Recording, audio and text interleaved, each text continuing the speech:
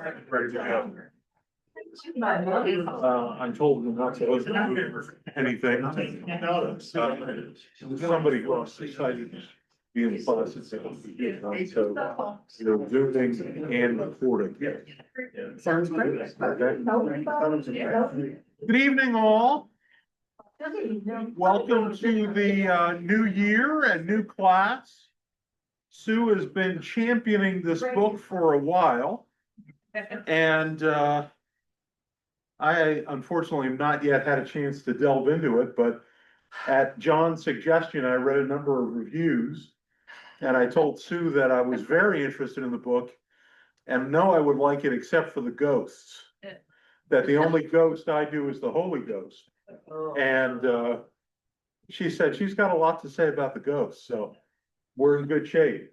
Glad to have you back, friend. I'm so glad to be here. And on this chilly night, we have a quorum. So I'll let you go and let me go downstairs and just spend a few moments to make sure nobody else is running. All right. Hi, everybody. I would hug you all, but I'm getting over whatever this is. So this is the voice I have, so I'm gonna do the best I can. It's my Sue Trout Demi Moore thing. I'm so glad to see you. I have been championing this book. I don't know. I want to see how you respond. Have you read it? I'm 2/3 of the way through. Do you like? No. That explains why I love it. Then you're not doing it right. I know it, I'm counting on you that I will love it when we're through. I'm also, I'm that's sure. usually where I am. And what's your attitude? I like it. I love it. I really like it. What about you? Oh. Let's talk about me just a few minutes. Yeah. The time will go by quickly. Sometimes I'll be out in the country and I'll drive by one of those big old houses. And I think, what are y'all doing there? How do y'all live? And this book tells me, these are some of the ways folks lived in those houses. I'm a little nosy. Yeah. You're exactly right. That's the right attitude. Okay, so this book. He is Why do you love also a suck up. Yeah. I just wanna be I clear can also about see this. where he is. Yeah. Sorry. This book is pretty new. And my friend gave it to me for my birthday, and I was like, ugh. And she goes, I'm not kidding, you're gonna love this book. And I went, okay.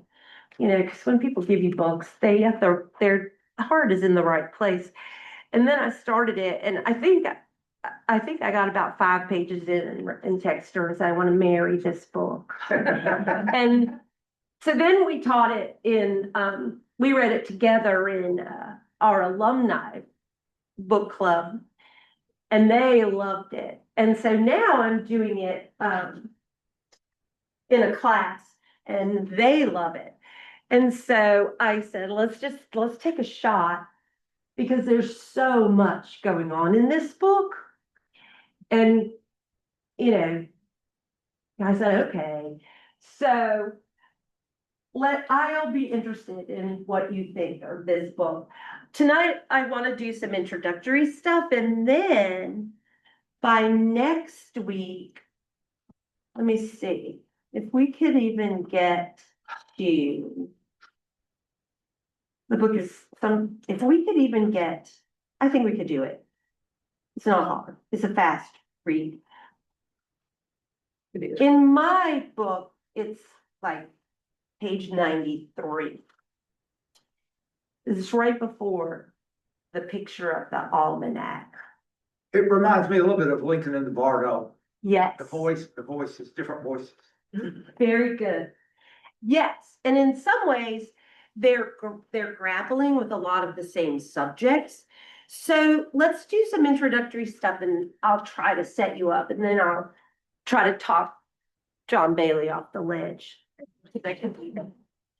So Daniel Mason is such an interesting person, because he is an American novelist and a physician. So he is a psychiatrist at Stanford and also teaches American literature there. So talk about an interesting kind of worlds colliding. Walter Percy. Yeah, yeah. And I still think, because he's young, I mean, so he was born in like 76. So, he's still 40s. And I think he still hasn't decided what he wants to be quite yet in terms of full-time novelist or full-time psychiatrist. I mean, you think if you go to medical school and get a job at Stanford, you might just go ahead and get that paycheck.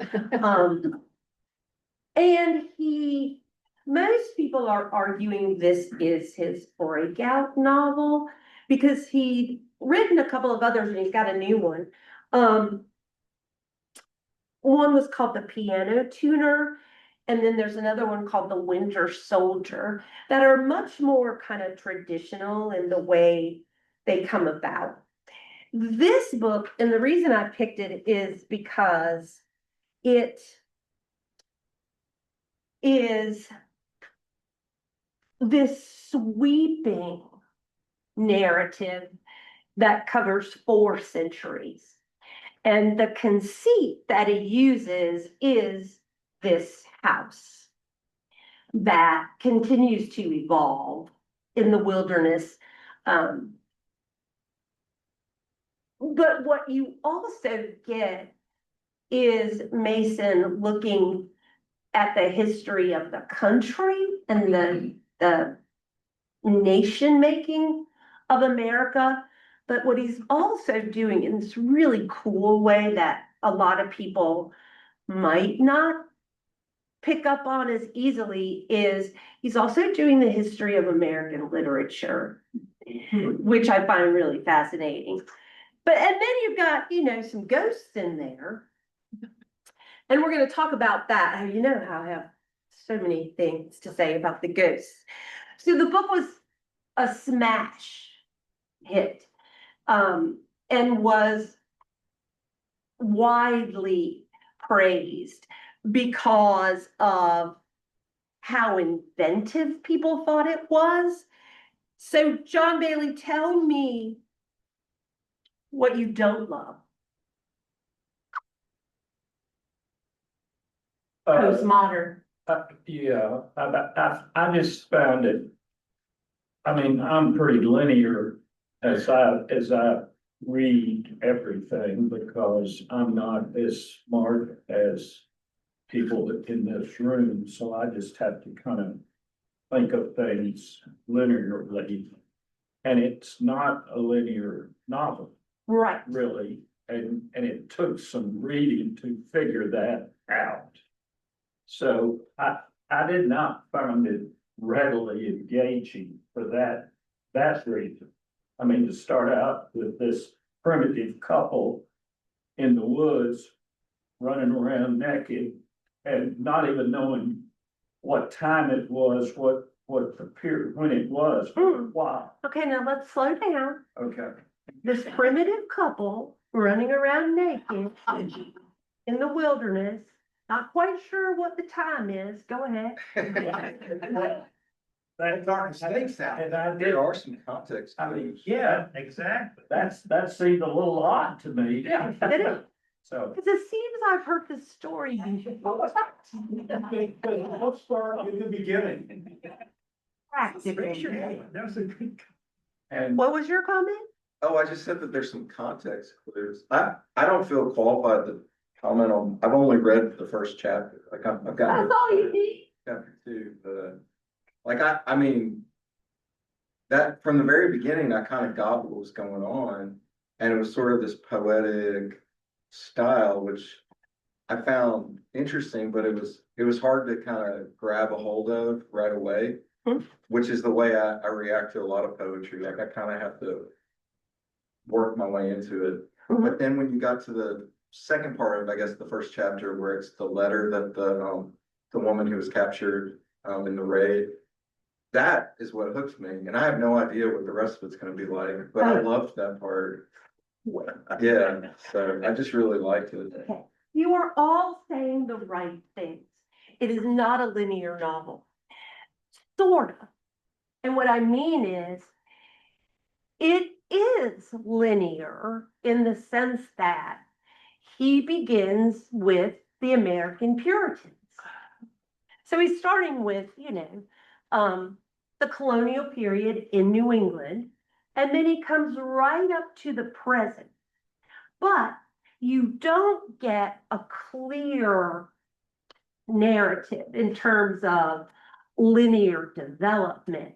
And that can throw some people off. Part of what he's doing that we can have some fun with, I think, is he's not only kind of doing this history of the country and the history of American literature, he's also playing with these really big concepts like time, right? And ecology. I mean, that's Ecology. huge, obviously. but- Huge. And also, he is looking at pieces of the spiritual development of the country, right?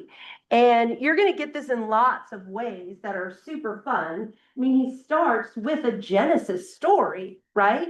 It's the genesis of the novel. You've got, these two innocent creatures running away from civilization back into, nature, and they're going to start their world there. And then the Nightmaid's letter is actually a Puritan captivity narrative, and we're going to talk about that, like what that is, where that came from, what is he trying to do there. Go ahead. Doesn't, in that first section, doesn't he literally give her like an apple or something? Yeah, yes, She makes a joke about it. It's a little obvious, I guess. the apple is going to become the central symbol of the novel. And then there's this delicious, fun story that we'll talk about the spiritualist movement of the 19th century in America, where people thought they could communicate with ghosts. And then you have these ghosts. And so, on the one hand, he's playing around in all these different genres, and it's super ambitious in terms of, okay, history of America, history of American literature. Now we've got the religion all over the place. Now we've got crime narratives and. The medium, love that narrative. Oh yeah, I can't wait That's for that. fascinating, yes. Yeah, and each of these, but you're right. Right there. Do what? I just You're started there? that part. I'm not gonna tell you anything. Yeah. I read the first part of it, but I haven't read. She just found out that there really are ghosts. So, he's also playing with this, thing about ghosts. And so one of the reasons I love it is because it's just folklore. So I get to play with you, trying to sort of talk about, yes, there are ghosts. Well, what are we going to do with that? What does that actually mean? Are there really ghosts? And then I'm going to tell you the first thing I tell my ghost class every semester. Ghost stories are never really about ghosts.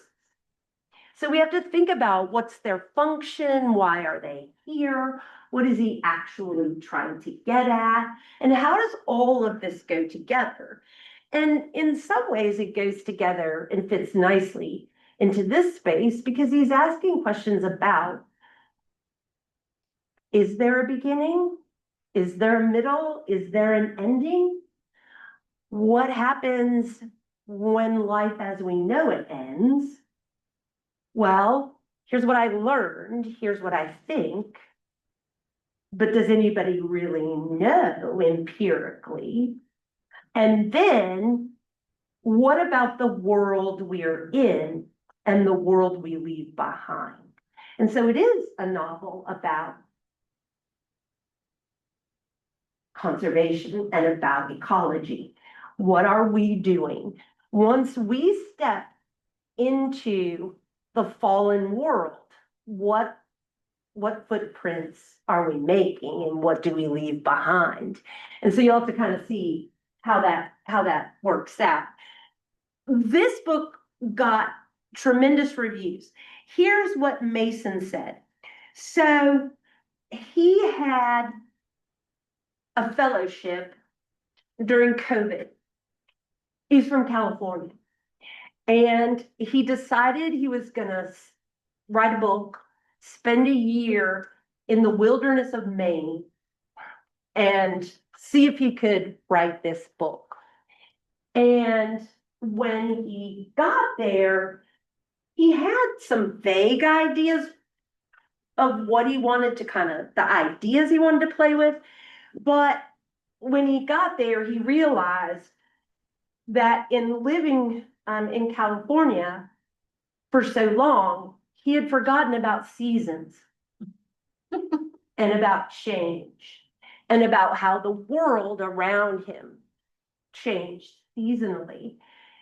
And for him, it was this huge kind of wake up call. And, he and his family were sort of in lockdown, like we all were at the beginning of COVID. And so what he does is write a book in a year that actually has 12 chapters and might be structured seasonally. Now, let's have a little pop quiz. What book does that? That's so famous in American literature. Come on, you can do this. See, this is why it's gonna be fun for me. It's all about nature, all about the seasons, living in nature. And the book actually starts with the building of a house. Does it sound familiar? So you go, nature, nature, nature. Is it? Well, it is Thoreau. It's walled. Look at that wall. Just wait. This is going to be so fun for me. Wow, I went to the woods. Yes. Why? Exactly. And most of us haven't read Walden in forever. It made me throw up. Doing what? It made me throw up. Walden did? Look. Throw up. Yeah, we got it. Keep repeating. Yeah. Get funnier. Did it? I think he's just doing I a got you. play on words. I got it. That's God's sad attempt at humor. Oh, no, I got it. Because you seem like a Thoreau guy to me. I'm more the guy in Kentucky than I am Thoreau. The guy Wendell Berry? Yeah, I like me some Wendell Berry more than Thoreau. Interesting. Well, if Maybe you, I was too young to read Thoreau. that's right. Most of us haven't read it in forever, sadly. I have to read it all.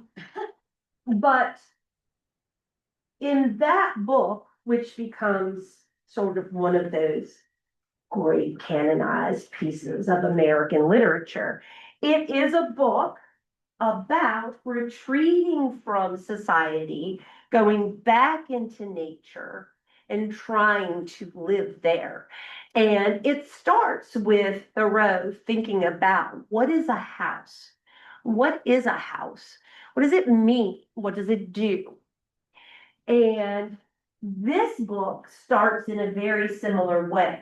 So Mason said, and John, this could go to part of what is hanging you up a little. When he started the book, he thought it was just going to be a bunch of short stories. Because he couldn't exactly figure out how to get them to connect. And so it dawned on him that they all connect.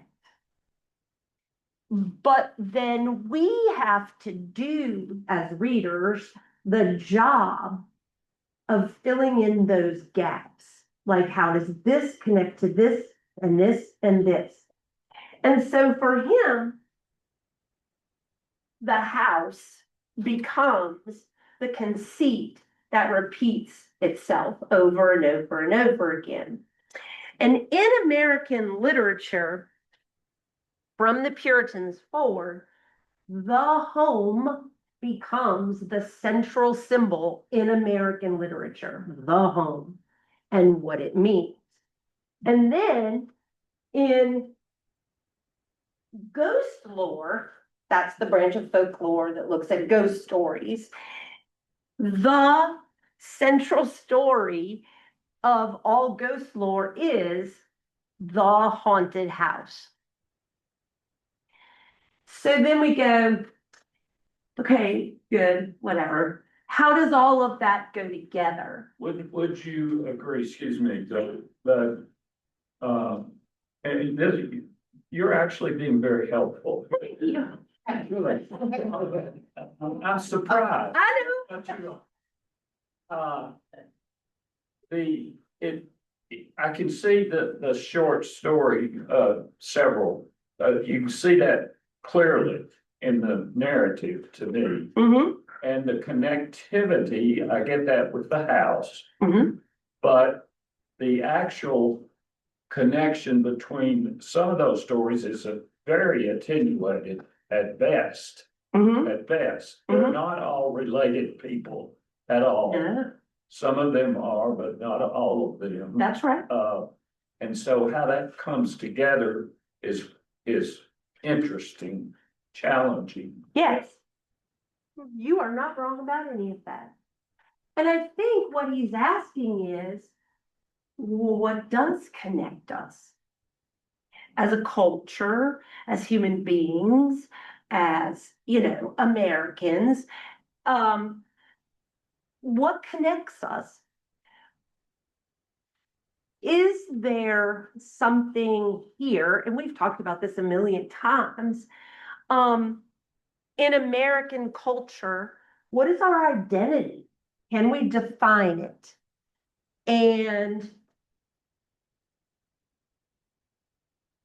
does that have to do with nature? Because remember, when the Puritans come over, there are already merchants, exploring different pieces of North America, but they're only in it for the money. And the Puritans are the ones who really think they have this manifest destiny, right? This Eden, thing. Eden. Exactly. So, the Puritans come over and are determined to create this permanent settlement. But remember, they weren't interested in anybody else joining. That's the part I have to teach your children. Because part of the mythology of the country is that we started, with all of this love and brotherhood and sharing and peace and all of that. And what Mason is doing is starting this novel at the beginning of America, but then he's also giving you a Garden of Eden story. The Puritans believed America was a new Eden for them, but then at what cost? And that's what the novel keeps asking. What is the price of this? What is the cost of this? And then ultimately, how does all of the novel connect? How do we all connect? What is our connection to nature? Because you've got, a whole chapter on the beetle, and then chapters on spores. And you're going, but you know what? So does Moby Dick. Yeah. Yeah. No offense, right? None taken. And then you go, what? How is all of this going together? Because ultimately, he's not just asking, how do we all connect as humans? How do we all connect under some kind of thing called America? Then how do we connect to nature? And then what happens after? So he's asking these major phenomenological questions, these major spiritual questions, but he's couching it in these loosely connected stories that force you to kind of figure out, well, what exactly is he doing? How does this go together? I think it does, but I might have to convince you. And a spoiler alert, you have twin sisters. One of them comes to a very unfortunate demise. If I hadn't seen that part, Give a spoiler touch alert. him up. You have to give us a I'm not chance to that leave the part. room. That's right. Don't tell. They're It won't hurt. But both in wonderful health in my part. But here's what I'll say. Let's see. Siblings who have trouble with one another. Let me see. Oh, I've heard that story before too. And those sisters are great. We're gonna get to the sisters. Don't spoil it. Because they're intricately connected to the American story and American literature as well. They're a kind of last of the Mohicans sort of story. So I'll just tell you what Mason says about the book. So he said, this is what Mason says. Over time, I realized that the manuscript caught the way our language changes and American literature evolves. But in the beginning, it was just for the pleasure of the musicality of language itself. So another thing that's going on in this novel is Mason trying to capture the way we tell our story and the way we tell our stories. He says, as for plotting, I didn't have a plan from the beginning. However, there were a few structural elements that were pretty straightforward. One is that I knew that the novel would run forward in time. The others that I found myself writing in the season where the chapter occurred. So I wrote the Apple chapters in September and October. And at that point, I could make myself set the chapter for the month that I was writing. This became the only real rule that as the novel progressed forward in time, there would be this circular nature to the storytelling, moving from June to June again. So watch what he's doing. This is linear. This is circular. So this is linear. He's going like this. Yeah. And he's doing something really cool here in a bigger way because linear time is what we invented as human beings in the modernist period of the 18th century. We invented linear time because it made logical sense to us. And depending on what culture you're working in, and I talk about this, when I do Appalachian stuff, for so long, Appalachia measured time seasonally and by signs. And surely that's true of the Ozarks as well, right? I mean, that time is different. And so he's kind of just pushing against the way we usually tell stories and the way that we think of time. I mean, y'all, time is linear And I like that, and it helps me with my planner. But this whole place is predicated on some concept of eternity. Yeah? Which, how are you gonna explain that to me? Do you get what I'm saying? Like, we can put words on it, but it's sort of beyond the natural. Yes? We're insulated from it. We insulate ourselves from it. Yes. Hey, hey, this is what the row was all about. That's the transcendentalists who are constantly arguing in a way that is annoying.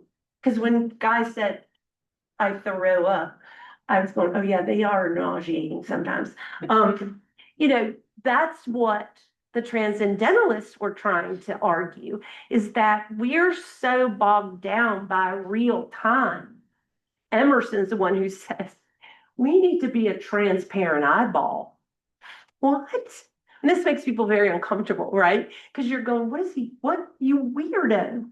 And what he's actually saying is, we're so contained that to get outside of ourselves, truly outside of ourselves, we have to become transparent, which means things are flowing in and out. So now we're playing in Trout University, as my students would say, because now what's happening here is we're talking about the supernatural.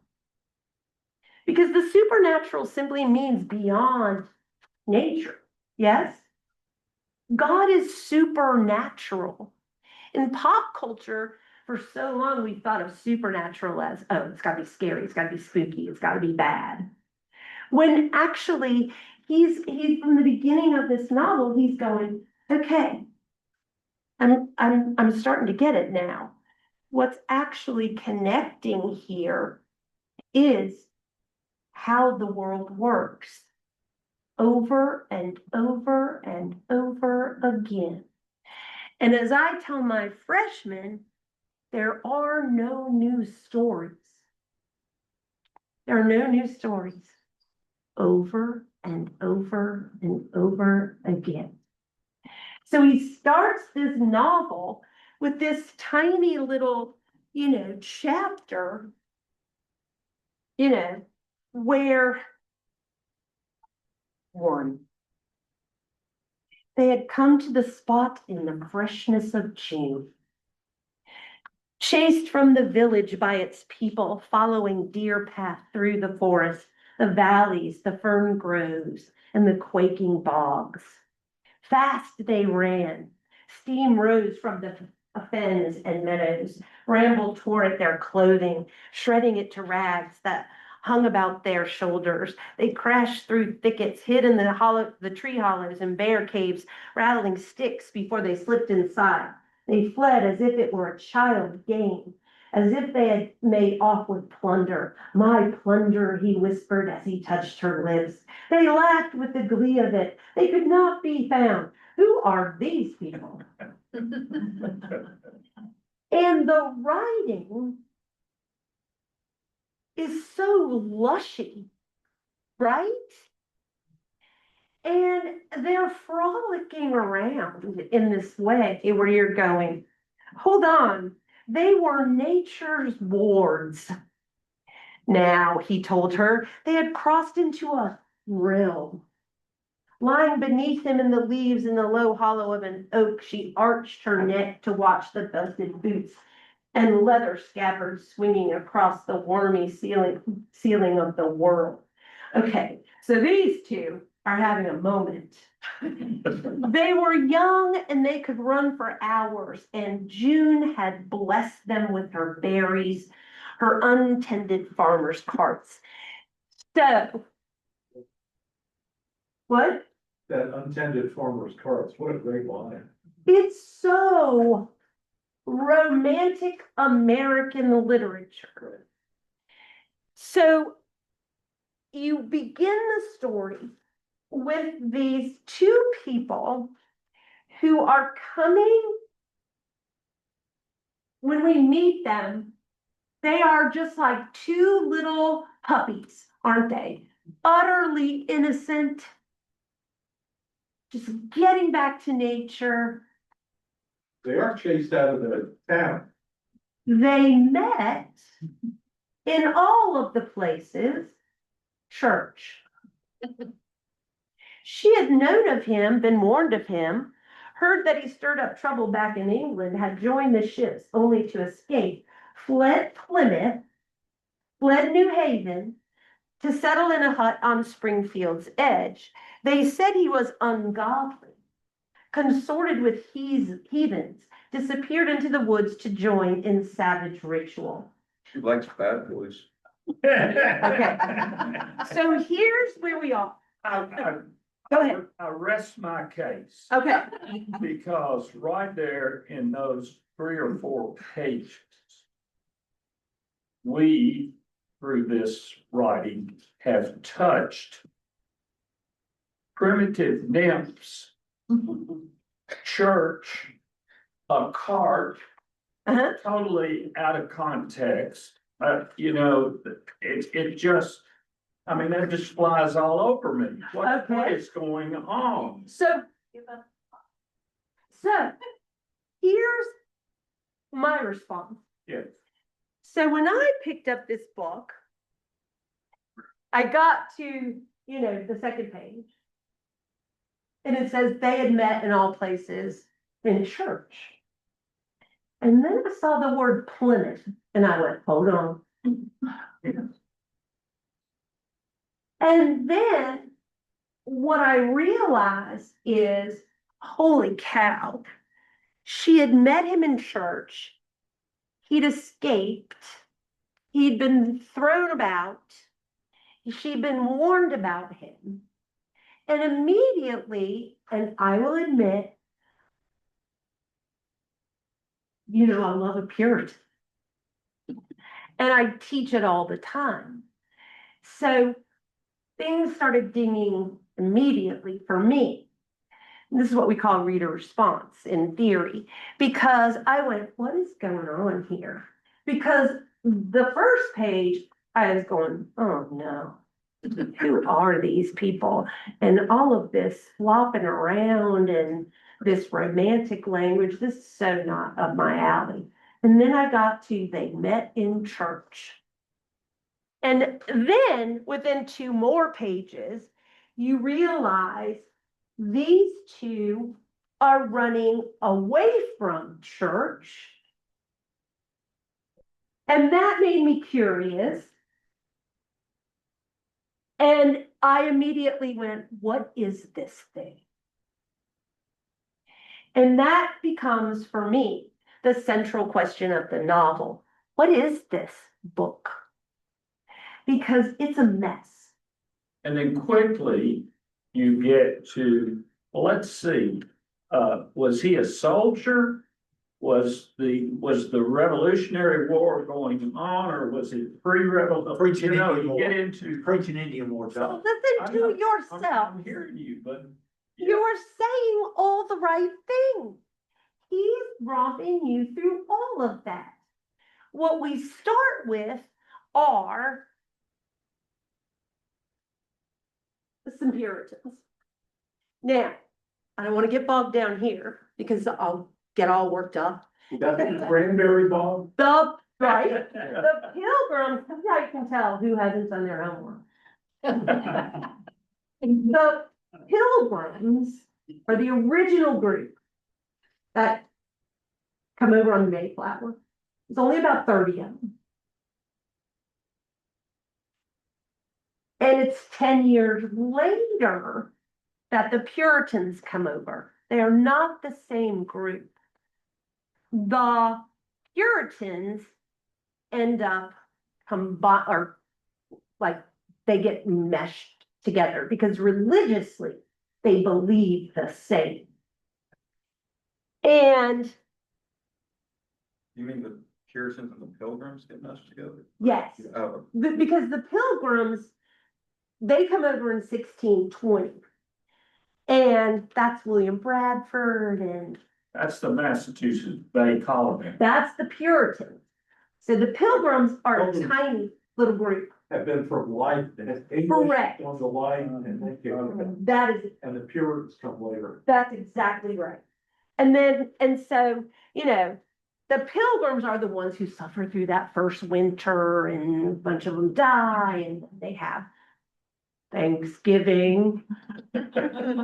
And then 10 years later, you have this much larger group that comes over and identifies as the Puritans, and they're the ones who settle really quickly the whole Massachusetts Bay Colony. Now, what's significant here at the beginning of the novel is you have two things going on. One is the beginning of the colonization of America, and asking these kind of questions like, where did we start? Who did we think we were? What do you think we are? Because the Puritans, the Pilgrims / Puritans, were remotely interested in bringing other people into their fold at all. They were 100% intolerant of anyone who pushed against their ideology. And that's why you have the kickouts like Roger Williams, you get Rhode Island. And these were all people who were coming up with wacko ideas like, oh, you should be able to communicate or have a relationship with God on your own. No, that is not what the Puritans believed at all. And they were 100% against. The Puritans' mission was to, every single minute of every single day, measure where they stood in their relationship to God, period. And the way to do that was to only have your eyes on God. Everything else was secondary. They did not believe in literature. It was annoying and distracting. And they didn't believe in sexy romping at all because that was distracting. And so he's immediately sort of, and you're right, he's throwing you into this place with very few, but there are context clues. But it just depends on who you are and how you read what you're going to get. And so we're in somewhere in New England. They have run away from the Puritan church, the church that ostensibly creates the nation. All that stuff about indivisible under one God, all that, Puritan, Puritan, Puritan. But they were utterly intolerant. They were violent if they were challenged. And you've got these two people that are just having a time, and they are running from civilization. The job of the Puritans was to civilize the wilderness, because what's in the wilderness? Chaos. And that, well, how do you Presbyterians identify chaos? It's the devil. Oh, good, we can get some good Calvinism going in this joint. It's the devil. And the devil's job, and this was firmly believed, the devil's job was to actively work against the Puritans to destroy them. And so that's why they had to be so constantly. And you know what else is in the woods in these colonies? Indians. And you know who the Indians are? The devil. The devil. That's right, the heathens. Unless you're starving, Well, maybe your best friend. for a minute, Thanksgiving. that didn't go very far. Everything's provisional. Correct. So I do want you to have some sense that this is a very rigid ideology. And the nature was their enemy. So at the beginning of the colonizing of this country, if we mark, if you want to, mark the Puritans as that first permanent colony, they were not remotely interested in being in communion with nature. Because nature was threatening. That was the chaos. And they were afraid of it because they didn't know what was there. And you have these two people running at the same time. America was the New Eden. Their vision of the New Eden was our New Eden. So all that stuff out there in the wild, they were not up for that. At the same time, you've got these two people running away from the organized church into nature. These two innocents romping naked in the... Have you heard that story before? So you've got an Eden story and an Eden story, but they're not connected. What's the problem? I don't know what the problem is. In other words, you know, if the Puritans were fully focused on crafting a Christian nation in this new space, what's that going to look like? Who's that going to include? Who gets excluded? These are uncomfortable questions, yes? And then what's the role of nature here in this place? Is the role, as it becomes in the 19th century, manifest destiny is redefined as what? Sail all the way to the ocean. That's right. It's ours. It's all ours. We get to keep whatever we can get. If we can take it, we can have it. We can keep it. It is ours. And then, but then he's like tapping you on the head going, was that Eden story again? How'd that work? The Donalds got it figured out. Correct. Very clearly for me, I mean, I'm all in on this. I think that we're bringing manifest destiny back, and it's a good concept, and we just need to pursue that. Yeah, It's called, it's the way it worked out real called good the greatness. first time. Yeah. Mhm. Yes, that is what that's what he's playing with. He's going, okay.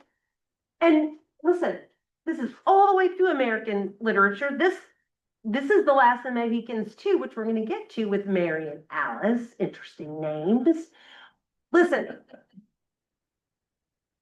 James Fenimore Cooper's major question in all of his writing was, what is the cost of nation building? In other words, look at this beautiful space, this beautiful, perfect Eden. But we have to civilize it. How do you do that? Is it at the cost of destroying what got us here? And then he's going to make that question ripple out spiritually. Well, what happens to Adam and Eve? They're going to walk it. And what do they introduce into? Reproduction for one thing. Yeah, Clothes, yeah. they get some nice clothes. There's some civilization there, some toil. And then what becomes our question, John Milton's question, Shakespeare's question, maybe the Bible question is, what is original sin? But Augustine had that figured. Yeah, 100%. Yeah. What's the sin? And what's the price there? So this book, from this moment forward, so like if you went and started over, what I would say is, let's see if we can impose some order. Because you're not going to just have the Puritans. The next chapter, which is one of my favorite, is also a Puritan chapter. It's based on the Puritan captivity narrative, and I'm going to talk about that a little bit because it's awesome. The captivity narrative in American letters was the single most popular kind of writing that existed in the colonies until we get to like Benjamin Franklin. And it was predicated, usually the captivity narrative was about a woman being captured by Even devil. the devil. And then watch how this works. And then in the Puritan community, and you see this all through the captivity narratives, is the biggest fear. And it was not just that they would be captured, but that they would somehow be physically compromised. It doesn't take a psychology major to see, it's not the devil, it's Indians, it's the real people. So we're gonna have right after this, we're gonna have a captivity narrative. Then we're gonna get to the French and Indian War. Then we're gonna get to the Revolution. Then we're gonna get to the Hudson River painters and blah, blah, blah. And we're gonna keep going through the entire, all the way up into the 21st century. But see what you can notice and mark, because at its heart, this is a book about, all right, oh my God, look how good I am on time. It's a book about storytelling. The myths and the stories that continue to resonate specifically as a human, then make it bigger as an American, and then Land. so one of the things I'm going to ask you about is, what do you think about this book? Like, what would you call it? Is it historical fiction? Is it metafiction, which is storytelling about storytelling? Is it magical realism? We've done that before. Like all of a sudden we've got ghosts now. Mythology. If mythology, good. And if in American literature and the American story, the central symbol becomes the home, that's also the most repeated trope in haunted literature, in folklore, haunted houses. What is a haunted? What is a haunted house? It's way more than ghosts. A haunting. What is a haunting? Are you haunted by anything? I'm not asking you if you're haunted by spooky people. Are you haunted? I do a whole class on this. Faulkner said the past is gone, hell, it didn't even pass. The past is not dead. It's not even the past. That's haunting. And hauntings are things that just don't disappear. They keep coming up, and they keep coming up, and they keep coming up. In my class, what we focus on is what haunts the American South. Not a big leap, right? What haunts the American South? Yeah. What he's doing is making it bigger. What haunts this country? Let's go back to the beginning. Let's start at the beginning. But then he's asking, is religion part of what haunts this country? Is Protestantism, which also haunts the South, part of what haunts this country? In what ways? I know, it's uncomfortable. Is it the organized part that causes all the trouble? What role does the natural world play? What role does the supernatural play? So he's just throwing it out there going, let's just talk about some stuff, shall we? And it can be uncomfortable and it can drive you crazy, but there's also such cool stuff here. I mean, that whole giant story, I will not spoil it, about the apples and the apple orchard and what comes after that. It's so Hawthorne, I can't even. So we've got the Puritans. Well, okay, we got the Pilgrims, the Puritans. Then we've got, well, there's Thomas Paine in here when we get to the Revolution. There are direct references to that. And then we've got the 18th century. Then we get to the Gothic. Then we get, well, the Romantics are part of the Gothic, or the Gothics are part of the Romantics. But there's so much Hawthorne and Emerson and Thoreau. Then we get to the 19th century, and we get to the Realists and the Spiritualists. I cannot wait to talk about American spiritualism with y'all. It's so fascinating.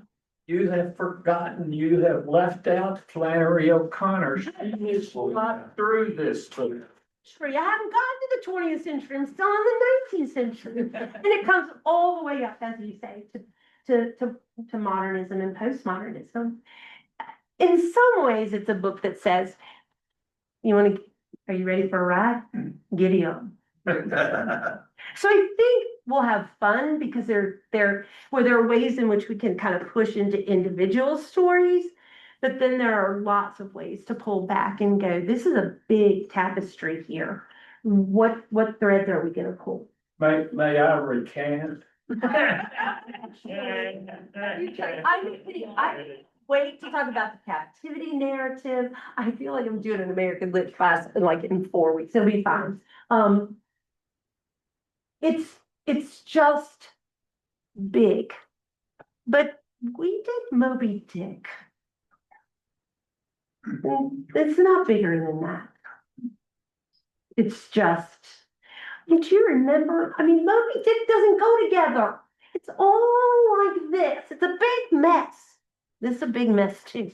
Because Moby Dick is about man's contact with reality, and reality is just so multivariant. You can't encapsulate it into anything. Yeah, but the overriding question in Moby Dick is, what is God? Something we can't master and something we can't control. There you go. There are no new stories. See, That's what this book is about too. I mean, this is what it helps students when they think they're, coming up with something new. I'll go, yeah, there are no new stories. And maybe, maybe that's why you're here. Yeah. I mean, there are a bunch of stories in that book that don't go together either. I come to hear John repent. Yeah. That's rare. That's a rare phenomenon. Well, he has to go back and start it.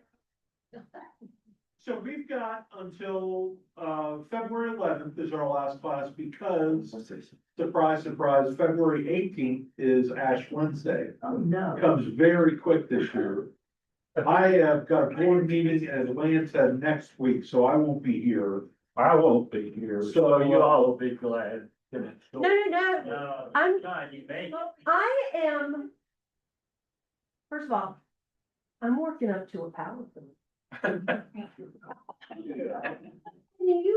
You'll come back though. Okay. Yeah, you're just gonna miss Puritans. Well, We'll be fine. and we Presbyterians are cool with Puritans because we like structure. We want order. Decent, good old. No, we want committees, okay? Yeah. Plus you want one of those hats. I do. John. You're right, yeah. One of my areas is American Puritanism, and so, if I can get anybody to just listen to me talk about the Puritans, I feel like it's a win for me. And the only way I can slide it in is, Margaret Atwood, but, yeah. But I never get to talk about the captivity narrative, so we'll do that next week. Your thing. All right. Right. Well, I have a couple of questions. Sure. You said you are teaching this to some of your students. What level class? So I'm teaching this in a theory class, so they are anywhere between sophomore and senior. That's like a 3,000. It's a 2,000. Oh, 2,000. It's an introduction to theory. But I mean, they love this book like crazy. And part of it's because they're postmodern. That's how they